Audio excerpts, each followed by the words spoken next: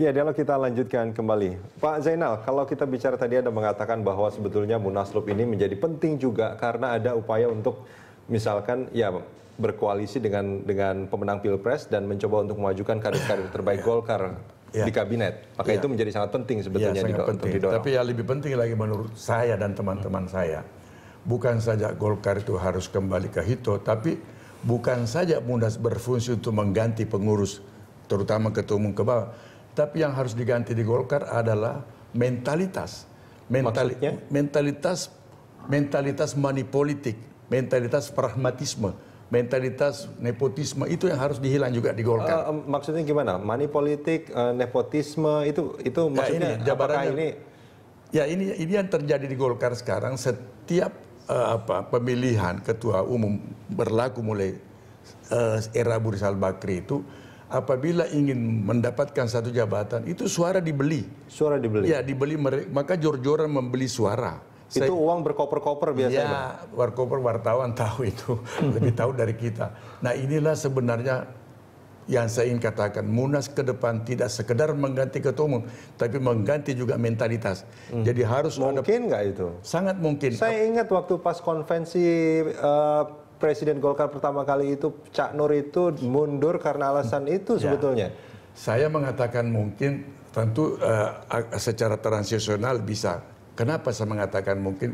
Saya berpedoman kepada si konsep Jokowi yang mengatakan revolusi mental. Nah, revolusi mental penting. Oleh karena melalui revolusi mental di tataran negara, perlu juga revolusi mental di tataran partai. Harus kita menemukan. Harusnya partai menjadi contoh. Ya, dia kan instrumen demokrasi. Makanya partai harus menjadi contoh di mana saringan moralitas harus diutamakan oleh partai. Jadi yang harus menjadi ketua umum partai orang yang tidak membeli suara, orang tidak menyogok DPD untuk mendapatkan suara.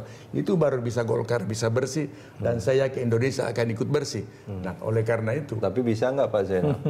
Itu pertanyaannya. Jawabannya dengan inspiring dari presiden sekarang yang mempelopori kesederhanaan, saya berkeyakinan bisa, asal kita mau.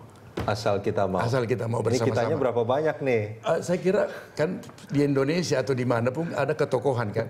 Jadi sikap presiden yang memberi inspirasi itu bisa jadi panutan. Bung Karno sudah berapa tahun meninggal tapi tetap menjadi inspirasi bangsa untuk persatuan. Tapi di Golkar siapa yang bisa menjadi sosok seperti Bung Karno yang bisa menjadi teladan bagi tidak usah Bung semua Karno, kader? Tidak usah tinggi Bung Karno, yang mau komitmen saja membesarkan Golkar dengan tidak mengandalkan uang. Tidak mengandalkan kekuasaan, tapi mengandalkan integritas. Baik. Siapa? Itu terserah kepada pasar nanti. Pasarnya adalah Munas Golkar. Kalau pasar kan itu berarti ada harga itu. Tidak, pasar artinya penentu. Pasar kan bisa menolak pembayaran uang, bisa juga hanya dengan komitmen. Oh iya. Mas Ikrar, ini kalau kita melihat, kita bicara untung rugi lah ini. Ini bagaimana kalau seandainya Munas ini dilakukan, bisa terjadi Munaslup sebelum sebelum Oktober artinya, atau Munas pada 2015 ini untung ruginya bagi Golkar akan seperti apa menurut Anda? Jadi begini ya, istilah Munaslup itu sendiri kan juga menjadi satu tanda tanya besar ya. Kenapa demikian? Karena mereka kan juga tidak menginginkan ada istilah itu. Kenapa tidak inginkan ya? Seperti Bang Zainal ini pasti tidak setuju istilah Munaslup. Kenapa demikian? Karena kalau kita lihat dari ADART yang 5 tahunan, itu memang jatuhnya harusnya 14 Oktober 2014. 4 Oktober 2014 gitu kan. Tapi kalau kemudian itu tadi yang dipakai rekomendasi, ya itu bisa memang 2015. Tapi kan lagi-lagi mana yang lebih kuat. Makanya kemudian kadang-kadang ada yang menyebutnya sebagai Munas yang dipercepat gitu kan. Nah, lagi-lagi Munas yang dipercepat ini menurut saya lagi-lagi tergantung kepada bagaimana dinamika politik antara Golkar dengan partai-partai lain, ya, baik itu partai di kubu Prabowo Hatta dan partai di kubu Jokowi JK, ya. Kalau memang kemudian arus politik yang kemudian ke Jokowi JK, buat saya ada kemungkinan besar ya itu kubunya Abu Rizal Bakri itu akan terselamatkan sampai 2015 paling tidak awal ya, itu yang akan terjadi. Tapi kalau kemudian tidak terselamatkan ya mau nggak mau mungkin akhir tahun ini ya, tapi tidak pada Oktober pada tanggal 4 itu. Kenapa tidak tanggal 4? Karena lagi-lagi itu juga masih dalam satu proses apakah nanti penentuan kabinet 20 Oktober itu juga akan kemudian menyerap juga partai Golkar ke dalam kabinet ya. Jadi penentuan apakah Golkar berada di oposisi atau di kabinet itu juga akan sangat menentukan nasib Abu Rizal Bakri dan kawan-kawan.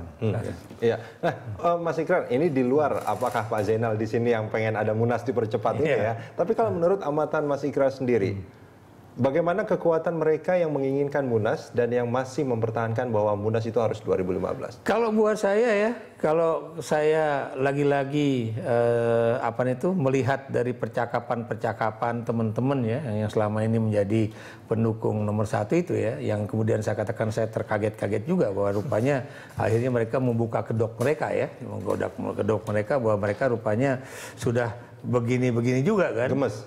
Pokoknya tinggal tunggu waktunya lah ya. Tinggal tunggu waktunya barulah mereka kemudian muncul dengan satu kekuatan. Dan buat saya kekuatan ini memang selama ini masih berada di bawah karpet ya. Jadi mereka itu tidak mau muncul ke atas karpet karena takut akan adanya sanksi-sanksi pemecatan itu. Tapi begitu nanti tanggal 21 atau mungkin tanggal 1 Oktober ya, atau kemudian mungkin juga tanggal 20 Oktober itu pasti akan muncul itu. Dan Anda melihat pertarungan politik, kalau kemarin kita ramai dengan Pilpres, nanti kita akan ramai juga dengan Partai Golkar. Bukan mustahil, bukan mustahil. Lagi-lagi kalau Anda perhatikan ya, tidak ada satupun yang bisa dipertahankan oleh ARB. Kenapa demikian?